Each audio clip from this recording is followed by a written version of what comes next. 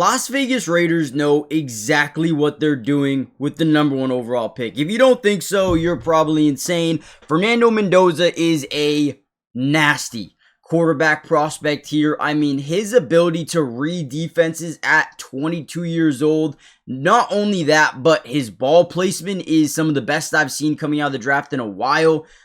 Overall, I think Fernando Mendoza as a prospect is going to really help the Raiders. Now, I do want to break down some of his film, but more importantly, I want to tell you why. Okay, now this first play that we're going to break down, we're going to see basically this in route, and we're going to get a post. Okay, now off the snap, obviously all three of his targets are in one-on-one situations, which are all called yes/no reads.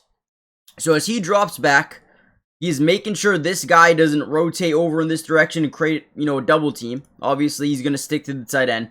Now, as we turn, look at how much inside leverage we have with our slot and number 7. So much inside leverage. These guys are going to bite on the in routes, and we got a one-on-one. So watch, the ball comes out now. The ball is already coming out, leads him to the middle. It's a high throw, but it's okay. Nasty catch there. Now, again, when you talk about Fernando Mendoza and what he is potentially going to have here in Las Vegas, you talk about Ashton Genty.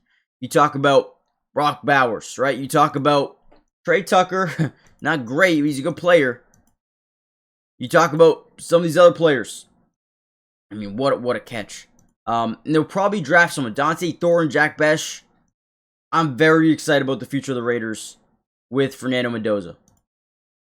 However, there are a lot of issues with this team. First things first is look at this. They rank 32 in the NFL in points per game, 32 in touchdowns per game, 32 in fourth down conversion percentage, 32 in points per play, 32 in yards per game, 32 in yards per carry, 32nd, I don't know why I changed it up, 32 in rush yards per game, 32 in rushing touchdowns per game, 32 in QB sack percentage. Guys, 32 is the dead last. We all know that. They were the worst offense in football by far, okay? You're not going to be able to just add a rookie quarterback and be like, okay, this team is ready to compete.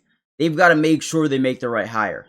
When you look at the list of names that the Raiders are projected to get, there's a couple of names that really stand out to me, okay? First things first is Klint Kubiak. Now, the reason I think this is the best and most clear option here outside of what would have been maybe Mike McDaniel, Klint Kubiak is an offensive-minded guy. If you want to fix this offense and make sure a rookie quarterback is in the right position to win football games, go get yourself an offensive-minded coach. Okay, we've done what we could with defensive guys over the last few years. It's not working in developing an offense.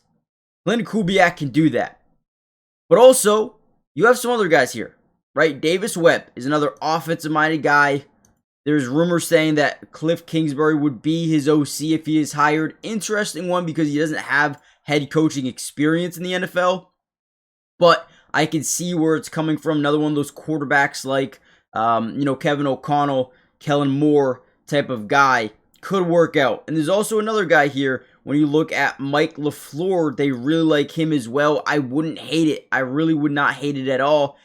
Joe Brady's interesting. I really do think Klint Kubiak is the best and most clear option. Let me show you why.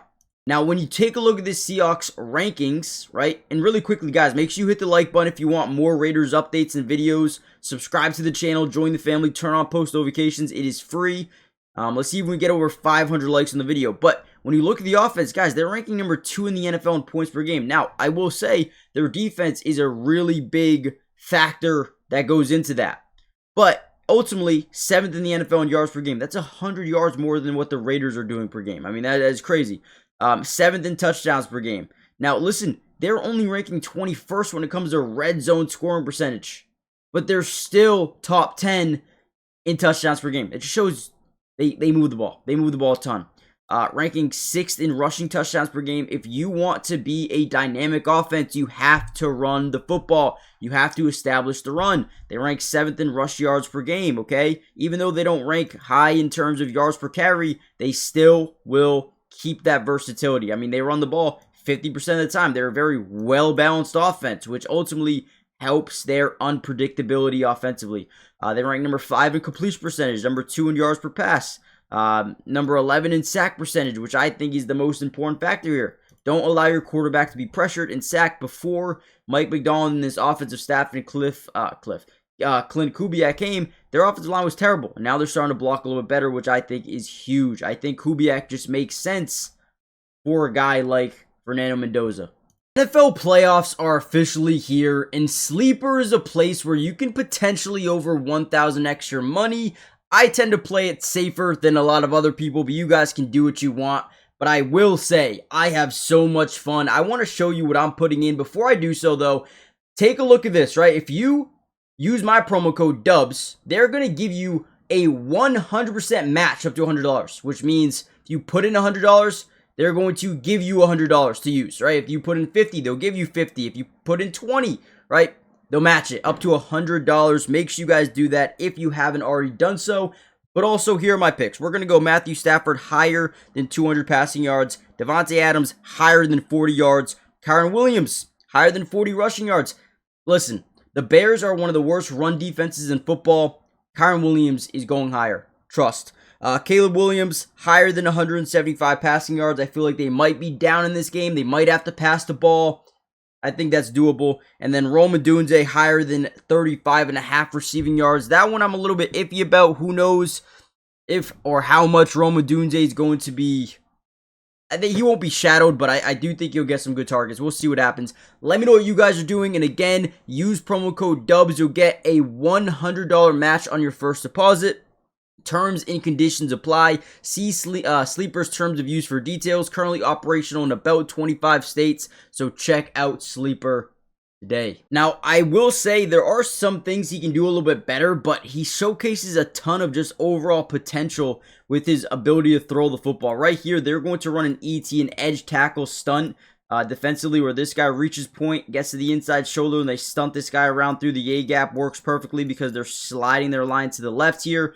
So this works out perfectly. Ultimately, they've got a 1-1 matchup to the top side. He doesn't even get to look at it because this pressure comes, and he has to kind of stop going through his full field read, but this probably would have been where his shot was taken. I will say at the same exact time, though, he probably should have, boom, taken this little hitch route to the bottom side as he sees his DB follow the inside seam, right? So I think he looks it off very quickly here. He looks at it, boom, looks it off way too quickly. I think that should have been the throw. If he was able to look back, I think this would have been the throw, right? But ultimately, as he gets outside the pocket, this guy starts overcommitting down. But look, when you're rolling out the pocket like this, you got to be able to laser this football in there. And that's exactly what he does on the run, laser of a football. I mean, that is nasty. Again, I think we should have got it there quicker. I do think that it could have been there quicker. But still, the ball got there and it was a dime on the run. That's huge. This is the most recent graphic right here. Basically, the guys we were talking about. The other one was maybe from a day ago, so it was a little bit outdated. But this is what it is. This is what it is. I think these are the only guys that make sense for the Raiders. Because again, they want someone that can come in here and run an offense. Please, please. Kubiak makes sense. I think he's my favorite. If he is not the head coach of the Raiders, if it's nobody on this list, I will be upset. I will be upset. Davis Webb, I don't love it, but I think I see the vision. But it's more of a gamble than Klint Kubiak, I would say. Mike LaFleur, I think, is a smart one. I think it could work. But again, I go back to Klint Kubiak. Sean McDermott is fine. I think he's got an understanding of football. He knows how to win football games. I think he could really turn this team around. But again, I still lean Klint Kubiak. Brian Flores, I like Brian Flores, but I just don't think he fits what the Raiders need. Will he coach Fernando Mendoza well? Will Mendoza take his coaching style well? I don't know. That's a gamble. I would take Kubiak every single day of the week. I would do what you got to do. Take Klint Kubiak. You got Brady to help Mendoza. You got Kubiak to help Mendoza. You got Genti. You got Bowers. You need to draft a receiver, maybe in the second or third round. I will say offensive line is huge. Please, please, please do whatever it takes to fix this offensive line. And the Raiders could be a really good team next year. Let me know what you guys think. Who do you want the Raiders head coach to be? I'm all in on Klint Kubiak. Please, please. If I had to say a number two for me is interesting. It might. I see the vision with Davis Webb. I think it's a gamble because we don't know what he can do. I think I would want to be a little more safe and maybe go Mike LaFleur. I don't know. You guys let me know. You guys let me know what you guys think, and I'll see you in the next one. Peace.